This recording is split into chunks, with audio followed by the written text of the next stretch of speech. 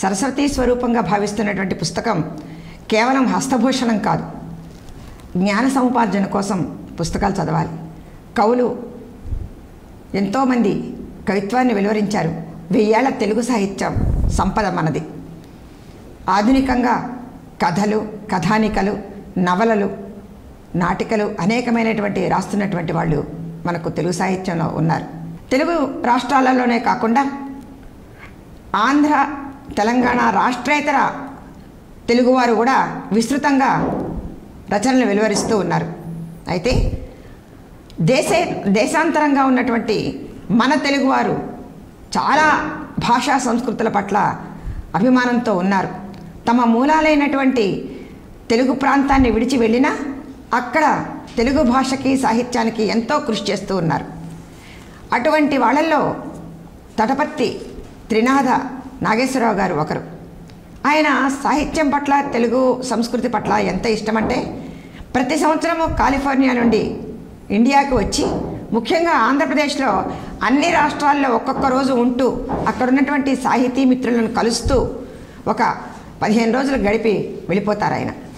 అంతటి తెలుగు అభిమానాన్ని చూస్తే చాలా ముచ్చట వేస్తుంది మనకు. తన 3 పిల్లలు అమెరికాలోనే సెటిల్ అయినా అక్కడ సౌకర్యవంతమైన జీవితం గడుపుతూ ఉన్నా రిటైర్ అయిపోయిన తర్వాత 2020 నుంచి ఆయన సాహిత్యాన్ని ప్రారంభించారు, రాయటం ప్రారంభించారు. గతంలో ఆయన కళాశాల ప్రిన్సిపాల్, ఆయన కామర్స్ లెక్చరర్గా చేశారు. తర్వాత అడ్మినిస్ట్రేషన్గా ప్రిన్సిపాల్గా కూడా చేశారు. తర్వాత రిటైర్ అయిపోయిన తర్వాత బాగా చదవటం మొదలుపెట్టారు. చదివిన తర్వాత గత 3 ఏళ్ల నుంచి కథలు రాయటం ప్రారంభించారు. వారు ఈనాడు గుంటూరుకు విచ్చేసి మన స్టూడియోకి వచ్చారు. వారి యొక్క పరిచయాన్ని మన ప్రేక్షకుల కొరకు. నమస్తే సార్. నమస్కారం అండి. నాగేశ్వరరావు గారు, మీ తెలుగు భాష పట్ల అభిమానానికి అభినందనలు. మీ పుట్టుక, బాల్యము కొంచెం వివరిస్తారా? నేను 1945 డిసెంబర్ 7 అమలాపురంలో పుట్టానండి, Konaseema. So Amalapuram to America ఈ ప్రయాణంలో జీవితంలో నేను ఎన్నో ఒడిదుడుకులు భరించినా కూడా పిల్లల దగ్గర ఉన్నాను అనేటువంటి ముఖ్యమైనటువంటి ఒక సంతోషంతో ఉండిపోయాను. 2003లో ప్రభుత్వ ఉద్యోగం రిటైర్ గవర్నమెంట్ డిగ్రీ కళాశాల ప్రిన్సిపాల్గాను. కానీ ఈ రచనా వ్యాసంగంలోకి మటుకు 2020లోనే వచ్చాను. అది కూడా దానికి ముఖ్యమైనటువంటి కారణం ఏంటంటే, నా భార్య అమెరికాలోనే ఆఖరి శ్వాస తీసుకోవడంతో ఆవిడకి ఇష్టమైనటువంటి ఈ నవల రచనా వ్యాసంగం వాటిని నేను ఊపిరిగా తీసుకుని తిరిగి మామూలుగా అందరితో కలిసి ఉండడానికి వీలుగా నేను రచనా వ్యాసంగాన్ని ఎన్నుకున్నాను. అంచేత ఒక రకంగా చెప్పాలంటే దీనికి ముఖ్యమైన కారణం చనిపోయిన నా భార్య మాత్రమే. ఆవిడకే దక్కుతుంది మొత్తం అంతా. ఆవిడ పేరు మీద మీరు చాలా పురస్కారాలు కూడా ఇస్తున్నట్టున్నారు కదా? అవునండి. ఎందుకంటే నేనేం చేసినా కూడా ఇప్పుడు తటవర్తి భారతీయ స్మారక కథల పోటీలు అనండి, నవలల పోటీలు, బాల సాహిత్యాన్ని చేసేది. ఎందుకంటే ఇప్పుడు నేనేం చేసినా అన్నీ ఆవిడ పేరు మీద చేస్తూనే నాకు రొక్కనటువంటి సామాజికంగా, ధైర్యంగా ఆవిడ నాకు వెనక నుంచి నాకు శక్తి ఇస్తుందని నేను భావిస్తూ ఉంటాను. చెప్తూ ఉంటారు పెద్దవాళ్ళందరూ కూడా, ఒక విషాదంలోంచే ఒక రచనలు పుడుతూ ఉంటాయని. అలాంటి విషాదం నుండి ఒక సమయంలో బయటకు రావాలి అంటే మా పిల్లలు కూడా నన్ను అమెరికాలో ఒంటరితనం చాలా అనుభవించాను. శోకం నుంచే శ్లోకం వచ్చింది, వాల్మీకి రామాయణం వచ్చింది. అలాగా ఇప్పుడు నాకు ఆ బాధ నుంచి రావాలంటే రచనా వ్యాసంగంలో నేను 4 ఏళ్ళు ప్రాయం చిన్నవాడిని. మీరందరూ నాకు ఏదో గొప్ప గౌరవం ఇచ్చారు కానీ అంత పెద్దవాడిని కాదు. అయినప్పటికీ కూడా నాకు రచన ఎలా రాయాలి, ఎలా చేయాలి అంటే తెలియకుండానే నా మనసులో ఉండే భావాలన్నింటినీ కూడాను ఒక నవలిక కథ రూపంలో పెట్టబోయే నవలిక పెద్దదైంది. సరే దీని ఎలా ఉంటుంది అని చెప్పి తనిఖీల భరణిగా దగ్గరికి వెళ్ళి స్క్రిప్ట్ చూస్తే, నేను అమెరికాలో ఉన్నాను, నా మిత్రులు తీసుకెళ్ళి ఆయన చూపించారు. ఆయనకి బాగా నచ్చిందండి. అంతేకాకుండా ఈ నవలకి ముందు మాట ఆయనే రాశారు. అంటే ఏంటి, ఒక రచయిత, నటుడు అనేటువంటి ఆయనకి ఇది నచ్చింది అంటే నాకు చాలా సంతోషం ఉంది. ఆయన ఈ పుస్తకాన్ని కూడా నా ఆవిష్కరణ చేశారు ఆన్లైన్. నేను అమెరికా నుంచి చూస్తున్నాను, ఆయన ఇంట్లో ఆవిష్కరణ చేసి చూపించారు. చూస్తున్నారా నాగేశ్వరారు, ఇది మీరు రాసిన నవల కానీ చాలా, ఇంతకంటే జీవితంలో ఇంకేం కావాలనుకుని సంతృప్తి చెందాను. ఆ తర్వాత నాకు మెల్లిమెల్లిగా రచనలతోటి పరిచయం ఉంది. అందరినీ వాట్సాప్లో చూడడమే. పిల్లల్ని ఎలాగైతే ఆన్లైన్ చూసుకుని సంతోషిస్తామో అలాగే రచయితల్ని కూడా అలాగే చూసుకున్నాను. కానీ నాకు మనసుగా సంతృప్తి ఇవ్వలేదు. ప్రత్యక్షంగా మనం ఎలా అయితే పిల్లలతో కలిసి ఉండాలని కోరుకుంటున్నామో అలాగే రచయితలను కూడా మనం ఒకసారి కంటితో చూడాలి, వారిని గౌరవించుకోవాలి అనేటటువంటి భావంతో నేను ప్రతి సంవత్సరం కూడా కనీసం ఒక్కసారి ఓపుకున్నంత వరకు, బతుకున్నంత వరకు ఇండియా రావాలి, నేను పుట్టిన ప్రదేశం చూడాలి, ఇక్కడ గాలి పీల్చాలి, ఇక్కడ నీరు తాగాలి, అది నా మనసులో బలంగా నాటుకుపోయింది. అందువల్లే నేను నా ఇండియన్ సిటిజన్షిప్ వదులుకోలేదు, నా పాస్పోర్ట్ మార్చుకోలేదు. Very good. అందువల్ల ఇక్కడే ఉండాలి అనే భావంతో ఈసారి ఏంటంటే ఒక చోట అందరూ కలిసి ఉండడం కాకుండా రచయితలు, మిత్రులు, నేనే వాడి దగ్గరికి వెళ్ళాలి అనేది సంకల్పించుకొని నేను విశాఖపట్నం నుంచి బయలుదేరి రాజమండ్రి నుంచి వెళ్ళి అలా ప్రయాణం చేసుకుంటూ ఈరోజు గుంటూరులో మీ సమక్షంలో ఉండడం నాకు చాలా సంతోషంగా ఉంది. సుమారు 40 ఏళ్ల క్రితం నేను ఒకసారి గుంటూరు వచ్చాను. అప్పటి గుంటూరుకి ఇప్పటి గుంటూరుకి చాలా తేడా ఉంది, గుర్తుపట్టలేను అసలు. నేను ఇక్కడి నుంచి మళ్ళీ నేను నెల్లూరు వెళ్ళి అక్కడ కొంతమంది మిత్రులు కలుస్తాను. ఇలా ఏ రోజుకు ఆ రోజు నేను ఎవరెవరిని కలిశాను, ఏం చేశాను అనేది మా ఇంటికి వీడియో రిపోర్ట్ పంపాలి వాట్సాప్లో. పిల్లలు ఎందుకని కంగారు పడతారు. ఒక రిపోర్ట్ పంపించడం కాదండి, చక్కని ఒక వ్యాసం రాయండి. అది అలాగే తెలుగు ప్రాంతంలో నా పర్యటన అని ఒక చక్కటి వ్యాసం రాయండి. మీరు కథలు ఎక్కువ ఇష్టపడతారా, కవితలా, లేకపోతే మీరు కథలోంచి నవలలోకి వెళ్ళానన్నారు కదా? నేను నవలతో మొదలు పెట్టాను, నాకు తెలియకుండా నవల రాశాను. ఎలా రాయాలి, ఏమిటి శిల్పం ఇవి అంటారు నాకేం తెలియదు. ఒక పాఠకుడు మొట్టమొదటి కాగితం మీద పెన్ను పెడితే ఎలా ఉంటుందో దాని తార్కాణ నా నవలిక. అది అందరికీ నచ్చిందంటే పర్వాలేదు, నేను కూడా రాయగలను, నాకు కూడా రాసే శక్తి ఉంది అనేటటువంటి ఒక ప్రేరణ ఒకటి నాకు కలగడం జరిగింది. అందువల్ల ఆ తర్వాత కథల్లోకి వచ్చాను. మిత్రులు వాట్సాప్లో ఉండి కలిసండి, మిత్రులు అందరూ కూడా మీరు కథ రాయండి అంటే మొట్టమొదట తల్లి కడుపులో ఉండేటటువంటి బిడ్డ యొక్క ఆలోచన ఎలా ఉంటాయని నా మనసులో ఒక ఆలోచన కదిలింది. అభిమన్యుడు తెలుసుకున్నాడు ఏ విధంగా పద్మహ్యంలోకి వెళ్ళాలి అని, అంటే బయటికి రావడం తెలుసుకోలేదు. అలాగే నారదుడు చెప్తుంటే లవకుశుడు కూడా తెలుసుకున్నారు రామాయణం ఇదంతా అనేటటువంటిది.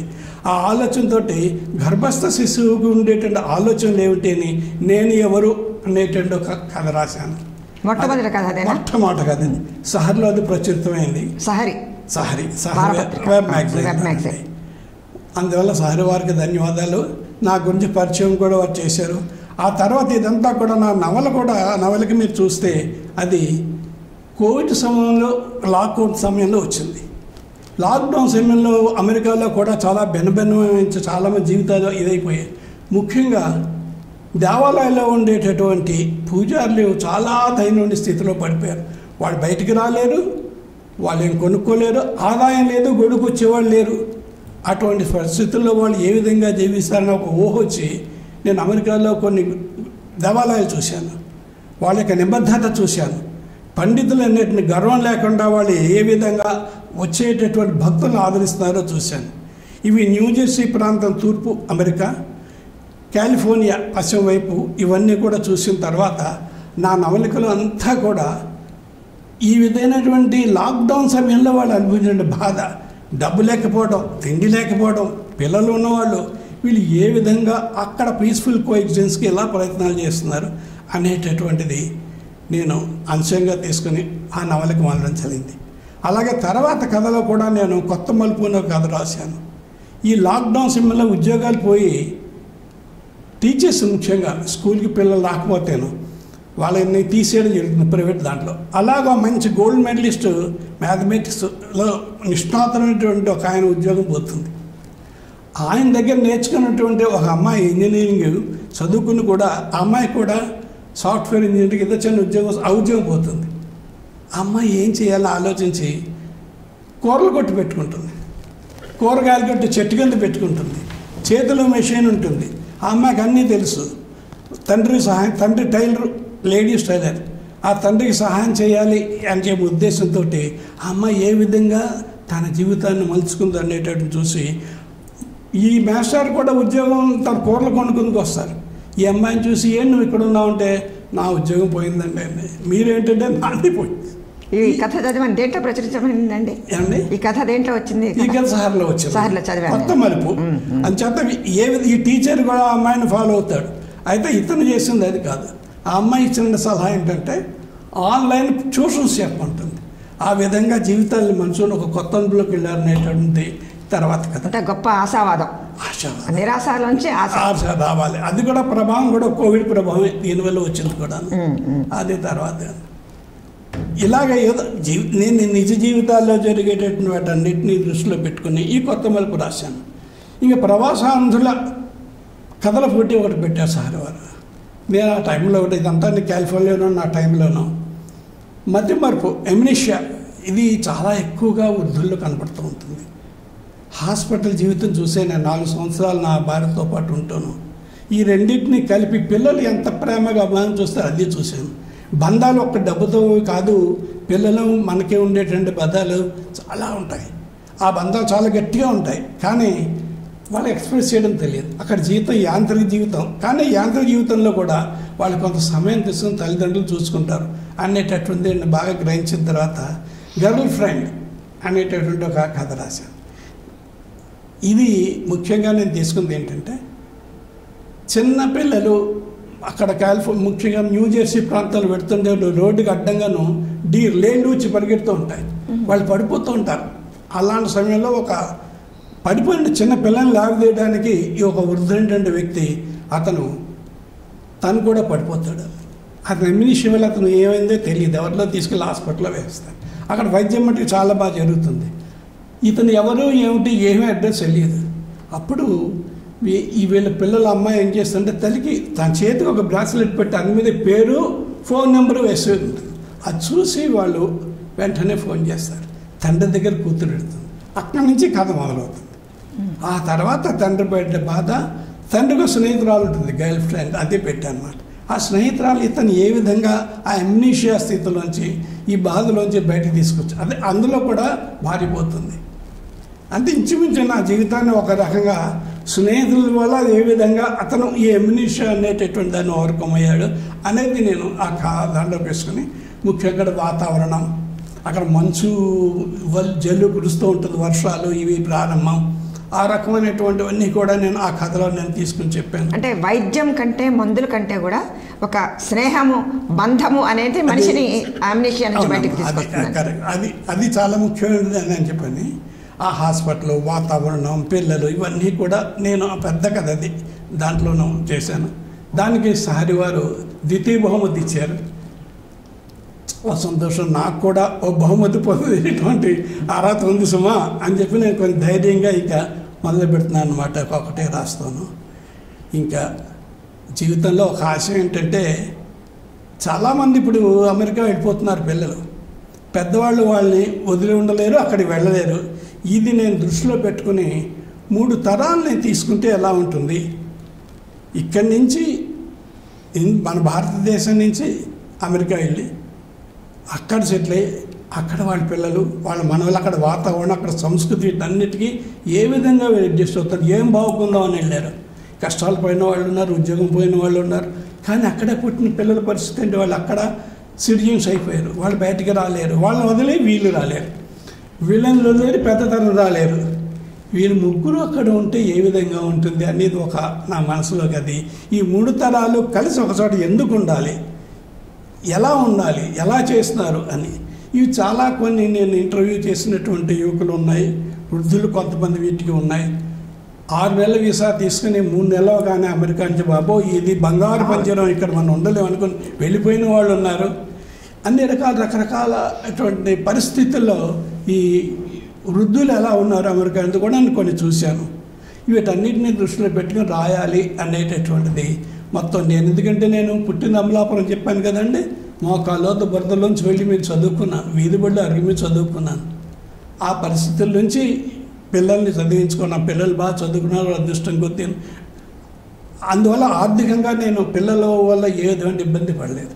వాళ్ళు మెరిట్ వల్ల వాళ్ళు సాధించుకున్నారు, వెళ్ళారు, చేశారు.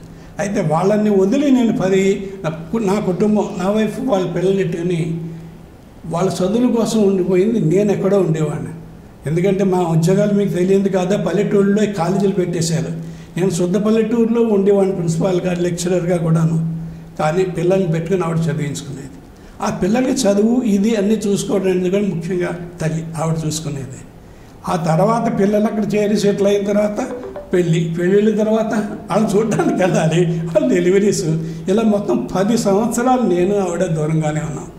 పిల్లలు ఇప్పటికే నేను 2003లో రిటైర్ అయిన తర్వాత నేను 2004లోను అమెరికా వెళ్ళాను. నాకు మొట్టమొదటి అమెరికా వెళ్ళడానికి వీసా ఇవ్వనన్నారు. ఇవాళ పొటెన్షియల్ ఇమిగ్రెంట్ నువ్వు ఇది రానివ్వమన్నారు. సరే మీ ఇష్టం అనుకున్నాను. కానీ నా భార్యతో కలిసి ఇంటర్వ్యూ వెళ్ళగానే వాళ్ళు ఇచ్చారు. అంటే స్త్రీ వల్ల పురుషుడికి ఎంత బలం ఉంటుందనేది వాళ్ళకు కూడా తెలుసు. నిన్న నేషనల్ ఉమెన్స్ డే, ఆ సందర్భంగా ఇప్పుడు మీరు మాట్లాడిన దాంట్లో ఎక్కువగా మీ అర్ధాంగి గురించే మాట్లాడారు మీరు. అది చాలా సంతోషంగా ఉందండి. స్త్రీలకు ప్రాధాన్యత ఇచ్చేటువంటి మన దేశం యొక్క మూలాలు, ఆ సంస్కృతి మీకు ఇంకా ఎందుకంటే తను పుట్టి పెరిగినటువంటి వాతావరణాన్ని వదిలేసి తను ఇంకొక ఇంటికి కుటుంబంలోకి వెళ్ళి అక్కడ తన సామ్రాజ్యం అనేది ఏర్పాటు చేసుకుంటూ తనకు ఉండేటటువంటి నైతిక విలువలన్నీ తన పిల్లలు చెప్తూ వాళ్ళు తయారు చేయండి బాధ్యత తీసుకునేటటువంటి స్త్రీ. అందువల్ల నేను ఆవిడ గురించి ఎందుకు చెప్పేదంటే, నేను ప్రాక్టికల్గా ఆవిడ అనుభవించింది ఏంటంటే, నేను 1వ తారీఖున 2వ తారీఖున వీళ్ళ జీతాలు ఇంట్లో ఏమున్నాయో చూడడం కానీ మిగతాదంతా ఆవిడ చూసుకునేది. అందులో నేను డిప్యుటేషన్ మీద తమిళనాడు వెళ్ళాను. ఆ తమిళనాడులో ఫ్యామిలీ తీసుకెళ్ళాను. పిల్లలు తమిళ్ ఎక్కువ నేర్చుకున్నారు, ఆ సంస్కృతి దానికి అలవాటు పడ్డారు. కానీ నేను చాలా బాగుపడ్డారు. ఎందుకంటే ఎక్స్పోజర్ అక్కడ ఉంటుంది. మన ఆంధ్రప్రదేశ్లో కన్నా ఇతర రాష్ట్రాల్లో అందరు అక్కడ ఆల్ ఓవర్ దేశం మొత్తం నుంచి రకరకాల వాళ్ళు వస్తుంటారు. 2 కుటుంబాలు ఆంధ్రప్రదేశ్ నుంచి వచ్చాయి, కొన్ని కేరళ నుంచి, కొన్ని కర్ణాటక నుంచి, అందరూ ఒకే చోట చేరుతారు. ఈ పిల్లలకు ఉండే మంచి ఎక్స్పోజర్ ఉంది కాబట్టి పిల్లలు బాగా అన్ని రకాల సంస్కృతి వీటిని నిజంగా అర్థం చేసుకోగలిగారు. అందువల్ల అదంతా కూడా ఆవిడ అలా వచ్చింది. ఇది అయిన తర్వాత నేను తీసుకెళ్ళి మళ్ళీ పల్లెటూరు మామూలే ఆంధ్రప్రదేశ్కి వచ్చారు. రాజోలు వేశారు, ఇంకో చోటకి వేశారు, రామూలుకి వేశారు. వీళ్ళు చదువులు లేవు. మళ్ళీ వీళ్ళందరినీ పెట్టుకుని ఆవిడ చదివించుకున్నాం. మొట్టమొదటి మా అమ్మాయి ఇంజనీరింగ్ వస్తే చాలా ఆలోచించాం. ఆడపిల్ల ఇంజనీరింగ్ తీస్తే మళ్ళీ నేను పెళ్లి చేయగలనా, తీసుకురాగలనా, సమంగా రావాలి అనేటువంటి రకాలు. ఏమీ పర్లేదంటే ఆ అమ్మాయిని భీమవరం కాలేజీలో పెట్టాం. ఆ తర్వాత ఎంటెక్ చదువుకుంది. నిజం చెప్తున్నారు కానీ ఏ విధంగా నాకు ఫైనాన్షియల్ ఇబ్బంది రాలి, ఎంత వస్తే అందులోనే మేము చదువుకున్నాం. ఆ రకంగాను వచ్చినటువంటి ఆదాయాన్ని ఏ విధమైనటువంటి ఇబ్బంది లేకుండా సర్దుకోవడం అనేది అది స్త్రీ చేతులు. ఇది గొప్ప ఆదర్శవంతమైనటువంటి అది ఈనాటి ప్రజలు తెలుసుకోవాలి. ఎందుకంటే డబ్బులోనే ఆర్థిక సంబంధాలే నిజమైన సంబంధాలు అనుకునేటువంటి ఈ రోజుల్లో అంటే వస్తు ప్రపంచాన్ని ప్రేమిస్తున్నారు, మానవ ప్రపంచాన్ని ప్రేమించకుండా వస్తు ప్రపంచాన్ని ప్రేమించేటువంటి ఈ తరం వాళ్ళకి మీ జీవితము నిజంగా ఒక మార్గదర్శకంగా ఉండాలని నేను కోరుకుంటున్నాను. ఇప్పుడు మన కరోనా వచ్చిన తర్వాత అనేకమైనటువంటి సంక్షిప్తాలు వచ్చినాయి మనకు. దాంట్లో ముఖ్యంగా మనలాంటి సాహిత్యాభిమానులకు ప్రింట్ మీడియా తగ్గిపోయింది, పత్రికలన్నీ మూతపడ్డాయి. ఆ టైంలో మనకు వెబ్ మ్యాగజైన్స్ ఆధారమైంది. మీరు మొదలుపెట్టింది కూడా కరెక్ట్ అదే టైంలో మొదలుపెట్టారు సాహిత్యం. మేము అంతకుముందు నుంచి రాస్తూ ఉన్నా కూడా ఈ కరోనా టైంలో వెబ్ మ్యాగజైన్స్లో విస్తృతంగా రాయటం మొదలుపెట్టాం మేమందరం కూడా. దాంట్లో సంచిక, సహరి, నెచ్చలి, విహంగ, అలాగే ఇప్పుడు రవళి, ఉషా అనేటువంటి పత్రికలు బాగా విస్తృతంగా వస్తున్నాయి. రవళి, ఉషాలో కూడా మీరు రాశారా? ఇంకా రాయలేదండి, కానీ నాకు సాహిత్యం ఉంది వాళ్ళతోటి. సాహిత్యం ఉషాలో ఉండేటటువంటి ఎస్ఆర్ చంద్ర గారు ముఖ్యంగాను చాలా సౌమ్యంగా ఆయన సాధారణంగా ఆహ్వానించారు చూడ్డాను రమణమని. ఇందులో భాగంగా నేను మొన్ననే వారి ఆఫీస్కి విజయవాడలో వెళ్ళడం జరిగింది. నేను అన్ని పత్రికలకి నేను నా భార్య పేరు మీద చేసుకుంటే వారు కూడా అడిగారు. నేను దానికి కూడా వాళ్ళు ఏదో ప్రపంచ సాయి కథలు పోటీ పెడతామంటే తప్పకుండా మీకు కూడా మేము నా శక్తి మేరకు చేస్తానని వాళ్ళు ప్రామిస్ చేశాను. అది ఇప్పుడు ఎందుకంటే నాకు పిల్లలు పూర్తిగా స్వతంత్ర స్వేచ్ఛ ఇచ్చేసారు. మీ ఇష్టం, మీ పెన్షన్, మీ డబ్బులు ఇంకా మేము కూడా ఇస్తాం ఖర్చు పెట్టుకుని. కానీ నేను పిల్లల్ని అడగట్లేదు. దాంతో నేనే శుభ్రంగా తిరుగుతున్నాను. అలాగే విశాలాక్షి పత్రిక వారు అలాగే ఏంటంటే ఎవరికి ఏమిటి ఇచ్చినా సరే అభ్యంతరం లేకపోవడంతో వారికి కూడా ప్రామిస్ చేశాను. ఇంకా ఎవరైనా ఒక స్వచ్ఛంద సంస్థలు ఈ సాహిత్యం గురించి ముఖ్యంగా చేస్తానంటే నేను తప్పకుండా నా శక్తి మేరకు చేస్తాను. ముఖ్యంగా ఎందుకు నేను ఈ లైన్లోకి వెళ్ళానంటే ఈ నవలన్నింటినీ కూడా మొట్టమొదటి చదివింది నా భార్య. చదివిన తర్వాత ఈ పుస్తకం చదవండి బాగుందని నాకు ఇచ్చింది. అప్పుడు నేను చదివాను. మాకు వాసిరెడ్డి సీతాదేవి గారు కుటుంబం ఫ్రెండ్స్ ఎలా అయ్యామంటే ఆవిడ గుంటూరు చేబ్రలు ఆవిడ యూత్ సర్వీసెస్లో స్టేట్ గవర్నమెంట్లో పనిచేశారు. నేను సెంట్రల్ గవర్నమెంట్ తరఫున యువకంతా నేను డిస్ట్రిక్ట్ ఆఫీసర్ వైజాగ్గా ఉన్నాను. ఆవిడ విశాఖపట్నం కూడా వచ్చేవారు. అందువల్ల విశాఖపట్నంలో ఆ సాన్నిధ్యం పెరిగి ఫ్యామిలీ ఆవిడతోటి నా భార్యకి ఎక్కువగా స్నేహం కుదిరింది. ఆవిడ వాళ్ళు చర్చించుకునేవారు, కానీ నేను కథలు వీటి గురించి ఎక్కువగా నేను చర్చించేది వాడు ఎవరితోటేను. అలాగే రావి శాస్త్రి గారితో కూడా మాకు చాలా పరిచయం ఉంది. అంచేత ఏంటంటే రచయిత పరిచయం ఉన్న ఆ రోజుల్లో నేను రచయిత అవ్వాలి అనేటటువంటి ఇది లేదు. ఎప్పుడు వచ్చిందంటే నా భార్య పోయిన తర్వాతే ఏ విధంగానే సరే నేను బయటపడాలి ఈ రకమైనటువంటి అక్షరం మిమ్మల్ని ఆదుకోండి అని లాగుతాం. అలా రాయడం వల్ల నేను ఇది మొదలెట్టాను. అందువల్ల ఇప్పుడు ఆవిడ పేరు మీద ఏం చేసినాడంటే ఏమిటి అంటే ఈ రచయిత ఆవిడకు ఉండేది. ఇంకోటి ఏంటంటే నాకు ఇప్పటికి గుర్తు, నాకు పుస్తకాలు సమీక్ష చేయడం మొట్టమొదటి మొదలెట్టాను. ఏది రాయాలి అని అనుకున్నాను. అప్పుడు పితృ అనే ఒక నవల మా ఆవిడ చదివి ఇది మీరు చదవండి చాలా బాగుంటుంది,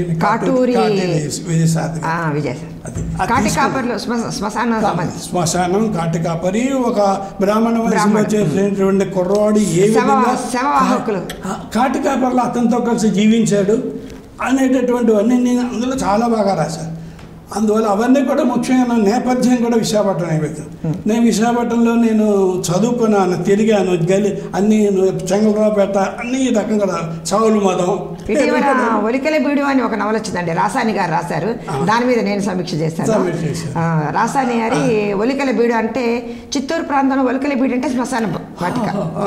శ్మశాన వాటిక ఒలికల బీడు ఒలికల బీడు అంటారట. అది అద్భుతమైనటువంటి నవల. అది కూడా అంటే కేవలం కాటి కాపర్లు శవం వస్తేనే వాళ్ళకి పండగ. మనకు అదొక విషాదం, కానీ వాళ్ళకి ఏంటంటే శవం వస్తే ఆ రోజు ఆ డబ్బులు ఏవో వస్తాయి, వాళ్ళకి తిండి గింజలు దొరుకుతాయి. ఒక 4 రోజులు శవం రాకపోతే వాళ్ళ పరిస్థితి ఏంటి? ఇది ఇట్లాంటివి కొన్ని సమాజం దృష్టికి సోకనేటువంటి చాలా విషాదాలు ఉన్నాయి. అవన్నీ కూడా చూడటం రచయిత యొక్క చాలా పోలికలు ఉన్నాయి. లెక్క పితృణానికిను మీరు చెప్పిన దానికన్నా ఇంచుమించు చాలా అంశాలు ఆయన స్పృశించారు. ఇప్పుడు మీరు చెప్పినట్టు వీడియో స్పృశించారు. ఆ పుస్తకం ఆవిడ ఇవ్వడం వల్ల నేను ఏం చేశానంటే మొట్టమొదటి దాని సమీక్ష రాశాను. అది సమీక్ష పోటీలని పెట్టారు. ఆ పోటీల్లో నాకు బహుమతి కింద మళ్ళా అది ఇష్టమవుతే స్వయంగా సంతకం పెట్టి పుస్తకం ఇచ్చారు. ఇంక చాలా జీవితానికి నేను అనుకోని కూడా నాకు లభిస్తున్నాయి అని ఇంక మెల్లిగా నేను ఏం చేశానంటే ఒక యాత్రలాగా పెట్టుకుని ప్రతి ఏడు వచ్చి నేను చూడనటువంటి ప్రదేశాలు వాట్సాప్లో మిత్రులు కాదు, ఇలా ముఖాముఖిగా ఒకసారి చూసి అందరినీ నేర్చుకున్నాను. ఇప్పుడు నేను జీవితంలో నేను నేర్చుకున్నాను. నేను ఏమైనా భవిష్యత్తులో చేయగలను అంటే అంతా కూడా రచయితలు మీ అందరి యొక్క ఆశీస్సులతో చేద్దామని చేయాలి నా కోరిక. అంత ఇందులోనే నేను ఈ 3 తరాల నవల ఒకటి జీవితాశయం పెట్టున్నాను.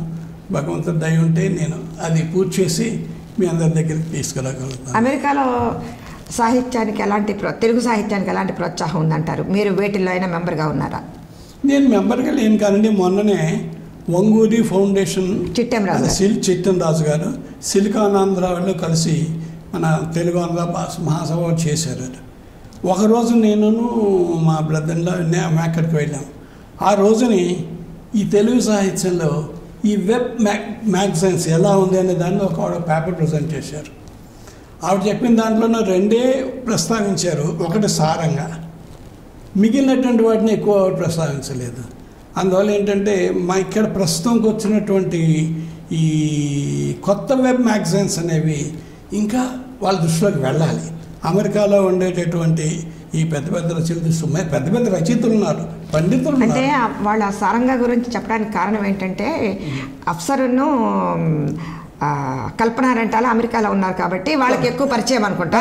ఈ సంచిక మళ్ళీ మన రవళి, ఉషా ఇవన్నీ కూడా ఇక్కడ మన తెలుగు ప్రాంతంలో కొత్తగా కాదు, కానీ వాళ్ళ దృష్టికి అంతగా వెళ్ళి ఉండకపోవచ్చు. ఆయన అక్కడ ప్రొఫెసర్ కదా, వాళ్ళిద్దరు ప్రొఫెసర్, అవునండి. అందుకని వాళ్ళకి బాగా తెలిసి ఉండొచ్చు. 6 months ఎంతో స్టడీ చేశానన్నారు. సరే నేను వింటున్నాను ఇదంతాను, ఇదా ఇక్కడ పరిస్థితి అనుకున్నాను. ఆ సిలికానాంధ్ర వాళ్ళు కూడా ఒక ప్రత్యేక తెలుగు డిపార్ట్మెంట్ అక్కడ చూశాను. అందులో మండల బుద్ధ ప్రసాద్ గారు ఆయన లైబ్రరీ ఒకటి ఎక్స్పోజ్ చేసి అవన్నీ చూసాం ఆయనతో కలిసి. వాళ్ళు మనబడి అనేటటువంటి ఒక కార్యక్రమం పెట్టి తెలుగు భాషని అందరికీ తెలియజేయాలి అనేటటువంటి ఒక ప్రయత్నం మటుకు బాగా జరుగుతుంది. అందులో చాలామంది ఉద్యోగస్తులు కూడాను తెలుగు భాష అక్షరాలు నేర్పడం మొదలెట్టారు. అయితే ఇక్కడ ఒక తేడా ఉందండి. చదువుకున్నటువంటి వాళ్ళకి నేర్పడం అనేది ఒకటి వేరు, చదువు రానటువంటి వాళ్ళకి అక్షరాలు నేర్పి చదువు చెప్పడం వేరు. వయోజన విద్య నేను అందులో కొంత స్టడీ చేశాను. ముఖ్యంగా గాంధీగ్రామ్ తమిళనాడు యూనివర్సిటీలో మీ ఇచ్చే అది నేషనల్ లెవెల్ ట్రైనింగ్ సెంటర్. అక్కడ ఏంటంటే ఈ వయోజనం చెప్పడానికి లిటరసీ అక్షర జ్ఞానం మనకు అలా చేయడం, ఫంక్షనాలిటీ వాళ్ళు చేస్తున్న వృత్తులకి ఏ విధంగా ఇది ఉపయోగపడాలనేటువంటిది చెప్పడం, అలాగే వాళ్ళలో ఓ రకమైన అవేర్నెస్ కలెక్ట్ చేయడం, అంటే దేశం గురించి కానీ వీటి గురించి కానీ చేయడం. మీకు ఉదాహరణ చెప్తాను చూడండి. ఈ అక్షరాలు నేర్పడం ఒకటే కాదు, వాడు బెస్తవాడు అనుకోండి, వాడికి అర్థం అవ్వాలంటే వాడికి వాళ్ళ తెలుసు, అంటే ఆ వృత్తికి సంబంధించింది. అలా వాళ్ళ తల ఈ లా అనేది కామన్గా వస్తుంది. ఆ అక్షరాన్ని వాళ్ళు గుర్తుపెట్టేస్తారు. ఈ రకంగా మొదలెట్టే ఫంక్షన్ అటు వాడు చేసే ఫంక్షన్స్. తర్వాత వాళ్ళు చేసే చేపలు పడతారు, ఎన్ని రకాల ఎటువంటి చేపలు మరి ఎలా మార్కెట్ చేస్తారు, వాళ్ళు ఎలా చేస్తారు, వాటి లేటెస్ట్ ఇన్ఫర్మేషన్, కొత్త టెక్నిక్స్ ఏమిటి, ఇవి కానీ వాళ్ళకి చెప్పినట్టయితే వాళ్ళకి ఇంట్రెస్ట్ అర్థమవుతుంది. ఊరికి అక్షరాలు చెప్తా ఉంటే ఇంట్రెస్ట్ ఉండదు. ఇది అనంతం కదా, వ్యాకరణం నుంచి మొదలు పెడితే చెన్నైశ్వర్ దగ్గర నుంచి మొదలు పెడితే ఎప్పటికీ తెలియటట్టు అవుతుంది. అది అందువల్ల ఆ రకమైనటువంటి టీచింగ్ వాళ్ళకి వయోజనులకి. ఇలాగే మేము ఇంకొక ఎక్స్పెరిమెంట్ చేసాం. రాజోల్లోనూ యూజీసీ ప్రోగ్రామ్స్లోనూ అడల్ట్ లిటరసీ ప్రోగ్రామ్ పెట్టాను. నేను అడల్ట్ ఎడ్యుకేషన్ ప్రోగ్రామ్ ఆఫీసర్గా నాకు కావాలని ఇంట్రెస్ట్ కొద్ది తీసుకున్నాను. కొన్ని ఎక్స్పెరిమెంట్ చేసాం. 20 సెంటర్స్ పెట్టి బాయ్స్ అండ్ గర్ల్స్ని తీసుకుని వాళ్ళకి ఆన్లోడే ఏదో ఇస్తాం. ఈ పుస్తకాలన్నీ కూడా కొన్ని లిటరసీ ప్రోగ్రామ్స్ కొన్నాం. నా దగ్గర కొంత లిటరేచర్ ఉండేది. నేను తమిళనాడు, కర్ణాటక ఈ స్టేట్స్ నుంచి నేను చూసిన పుస్తకాలు తీసుకొచ్చాను. వాటిని బట్టి కొన్ని రేడియోస్ అలా చేసి వాళ్ళకి చెప్పాం. అది సక్సెస్ అయింది. మేము ఎలా సక్సెస్ అయిందని చెప్పగలరు మీరు? అప్పుడు మా ప్రిన్సిపాల్ గారు తీసుకున్న రాత్రి 10 గంటలకి మేము విలేజెస్కి వెళ్ళాం. అసలు అవుతున్నాయా సెంటర్స్, నిజంగా చెప్తున్నారా, కాగితాల మీదే రాస్తున్నారని, జెన్యున్గా చెప్తున్నారు, చేస్తున్నారు. We are very happy. ఆ ప్రాజెక్ట్ అంతవరకు అయింది. నేను అయితే ఎంతవరకు ఎన్నాళ్ళు చేయగలరు అనేది తర్వాత తెలియదు అనుకోండి. ఏదైనా ఉత్సాహంగా చేసేటువంటి యువకులు ఉన్నారు, విద్యార్థులు ఉన్నారు. ఈ యువశక్తిని మనం ఏ విధంగా ఉపయోగించుకోవాలని చాలా ముఖ్యం. మీరు రచనా వ్యాసంగా మీరు దేని గురించి వచ్చారు కాబట్టి ఒకటి, నేను విశాఖపట్నంలో పనిచేసినప్పుడు నెహ్రూ యువ కేంద్రం అంటారు దాన్ని. అప్పుడు వాసడి సీతాదేవి గారు మేము డిస్కస్ చేసి యువ రచయితల సమావేశం పెట్టాం. వాళ్ళు సబ్జెక్ట్ ఇచ్చాము. మారుతున్నటువంటి సామాజిక ఈ పరిస్థితుల్లో యువ రచయితల కర్తవ్యం ఏంటి? అప్పుడు ఈ బరాగో గారు, ఈ శివల్ జగన్నాథరావు గారు, వీళ్ళందరూ కూడాను యంగ్ రైటర్స్ అనమాట.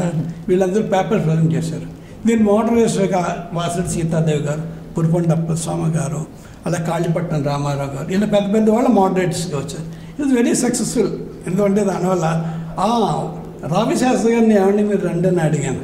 నేను రాలేను కానీ మా ఆవిడ వస్తాను, వంగపండు ఆయన అక్కడికి వచ్చాడు. ఆ రోజు ఏం పిల్లడా వెళ్దాం వస్తావా నన్ను మొట్టమొదటి అన్నారు, ఏమంటే మీరు ఆరసం వేసం అందరినీ కలుపుతున్నారు, గొడవలు అవుతాయని. మేము సీతాదేవి గారు చెప్పాము, మేము గవర్నమెంట్ తరఫున చదువుతున్నాం, మా label government of India, government of Andhra Pradesh. ఏమవుతుందన్నారు, ఏమవలేదు, చాలా చక్కగా 1 day జరిగింది. ఇది ఎక్కడ కూర్చున్నప్పుడు నాకు పట్టుకుంది ఏంటంటే ఈ యువకులలో ఏ విధమైనటువంటి మనం కళ చేయాలి. ఎప్పుడు ఏ సంవత్సరం అండి ఇది? బహుశా ఇది 78 ఆ ప్రాంతం అండి. 78 మొత్తం అందరిది. నా దగ్గర ఒక ఫోటో కూడా ఉండేది. అంటే అప్పటి యువ రచయితలు తర్వాత ప్రసిద్ధ రచయితలు అయ్యారు బహుశా అయి ఉండొచ్చు కదా.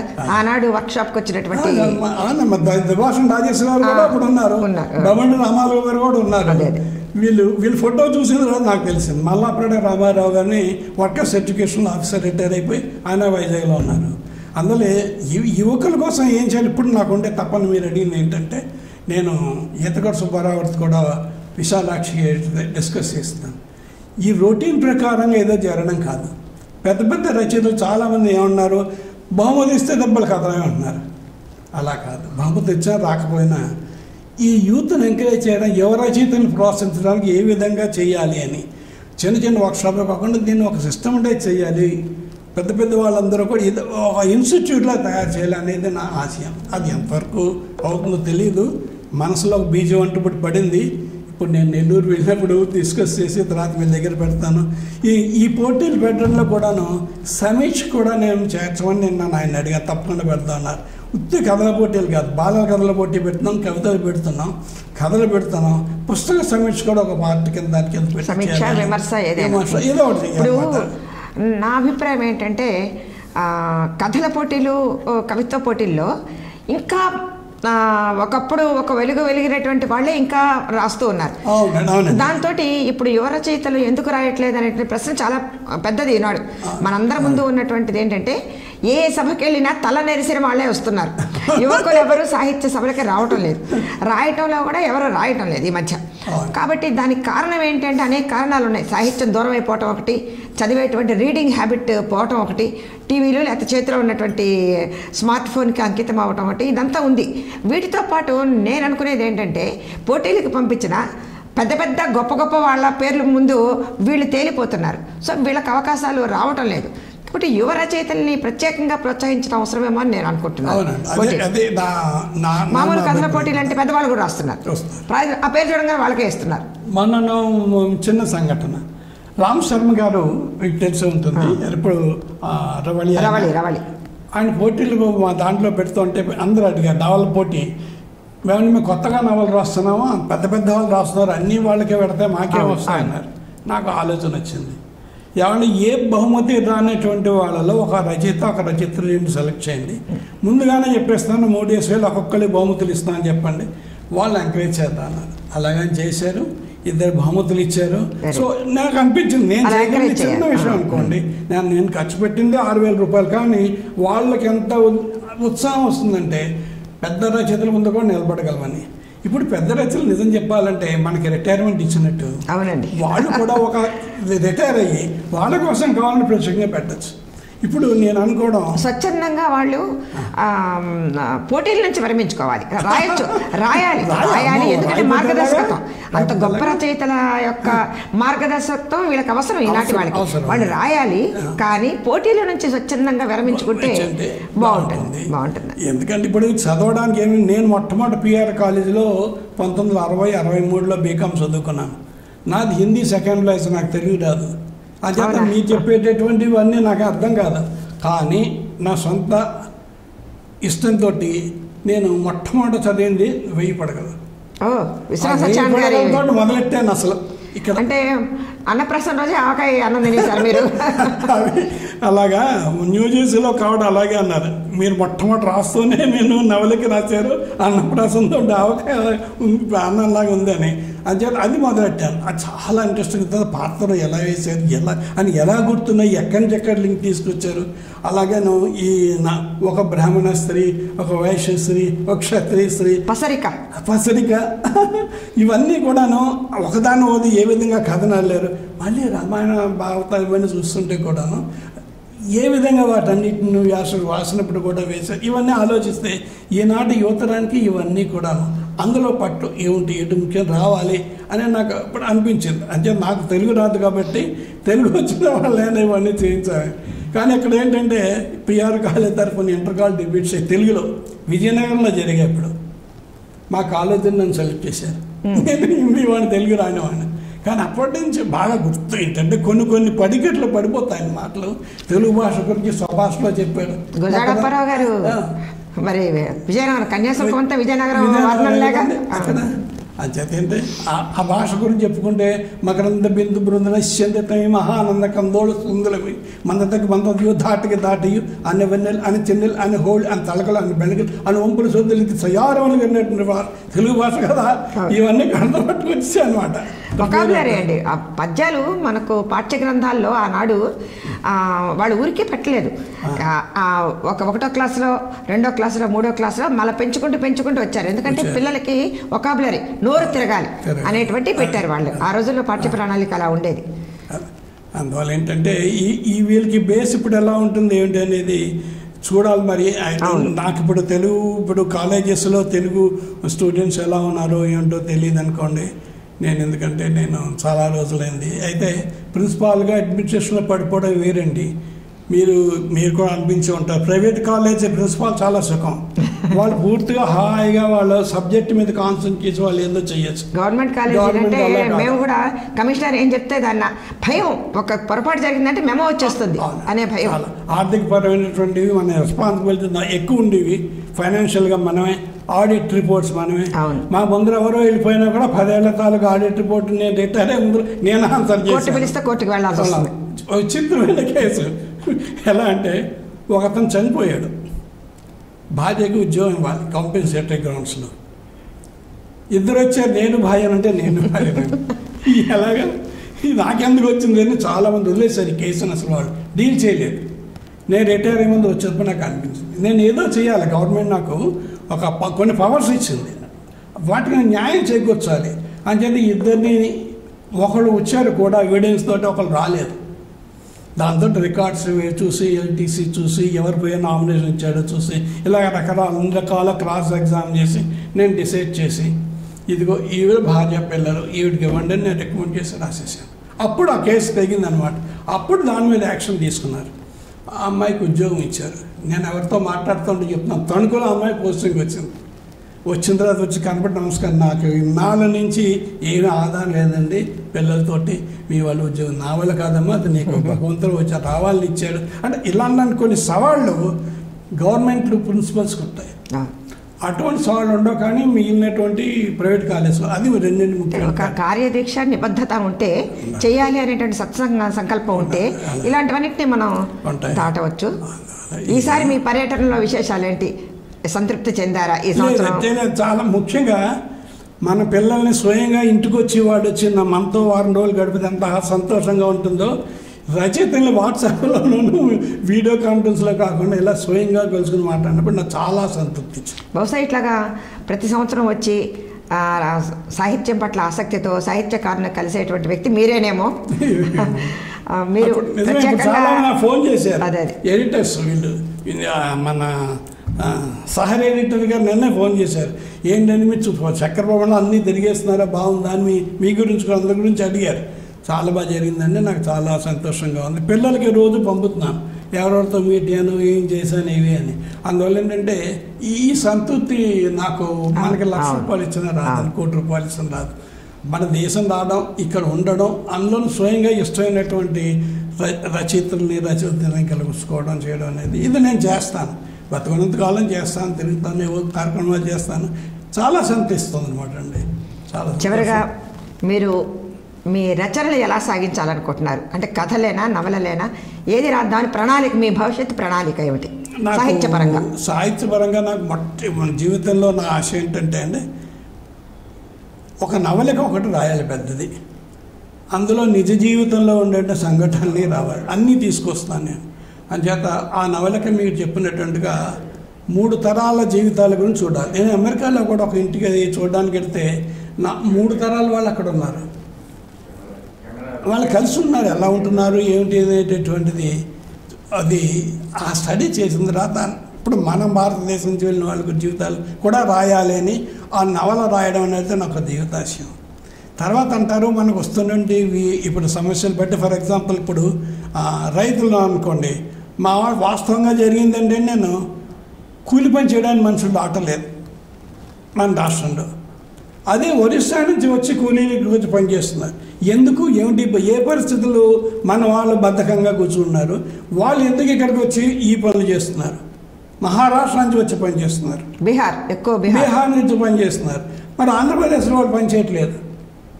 నాకు అనిపించింది అనమాట, ఉచితాలు అనుచితం, ఆ ఉచితాల వల్ల కొంతవరకు వీళ్ళ బతకస్తులు అవుతానని. ఆ నేపథ్యంలో పల్లె నిద్ర లేచింది ఒక కథ రాశాను. ఆ కథని వీళ్ళు విశాలాక్షి వాళ్ళ పోటీల్లో సెలెక్ట్ చేసి పబ్లిష్ చేశారు. అంచేత ఇంకోటి ఏంటంటే, అంటే మీరు మీ కథలు ఎక్కువగా పోటీలకే పంపించారు, బహుమతులే ఎక్కువ వచ్చినాయి అనుకుంటా? లేదండి, ఒకే ఒక బహుమతి వచ్చిందండి. ఇవి ఎందుకు పంపుతా అంటే పోటీలు వేస్తే కనీసం సెలెక్ట్ అయిందా లేదా నా శక్తి ఉందో తెలుస్తుంది. లేదు కొన్ని పోటీలు పంపకుండానే నాకు పబ్లిష్ అయిన ఉన్నాయి. అయితే నేను చాలా స్లో మెల్లిగా రాస్తానండి. ఈ సెల్ ఫోన్లో రాశాను, మొత్తం నవలంతా కూడా ఇదే సెల్ ఫోన్లో రాశాను. కొంచెం దానివల్ల నా చేతులు లెగ్మెంట్ కూడా కొంచెం ఇబ్బందికరమైనది అయినా సరే ఈ వెబ్ మ్యాగజైన్స్ రాత్రి 10 దాటితే నాకు చదవలేకపోతున్నాను. అందుచేత ప్రింటెడ్ మ్యాగజైన్ రావాలి అని ముఖ్యంగా నేను ఉషా చూసిన తర్వాత చాలా సంతోషించాను. నేను వస్తూ కూడా దాన్ని చూశాను. బాగా మంచి కాంపిటేటివ్ స్పిరిట్తో చేస్తున్నారు. అయితే దానికి కూడా నేను వాడిని రిక్వెస్ట్ చేద్దాం అనుకున్నాను, యువకుల కోసం ప్రత్యేకంగా సెక్షన్ ఇవ్వండి, వాళ్ళని ఎంకరేజ్ చేయండి అని. అంటే ఏదో ఒకటి చేయాలి. మీలాంటి పెద్దలు కూడా పూనుకోవాలి. ఆ యువతరంలో ఉండేటువంటి యువ రచయితను ప్రోత్సహించాలంటే ప్రభుత్వ పరంగా వదిలేసేయండి. ప్రభుత్వాలు ఏం చేస్తే అనవసరం మనకి. మన పరంగా ఒక సీనియర్ పెద్ద రచయితలుగా అందరూ కూడా మీరు పూనుకొని ఏం చేయాలండి. నాలాంటి చిన్నవాడు ఏదో కొంత వాటికి ఆర్థికపరమైనటువంటి కానీ ఇంకో రంగానటువంటి చేయగలను.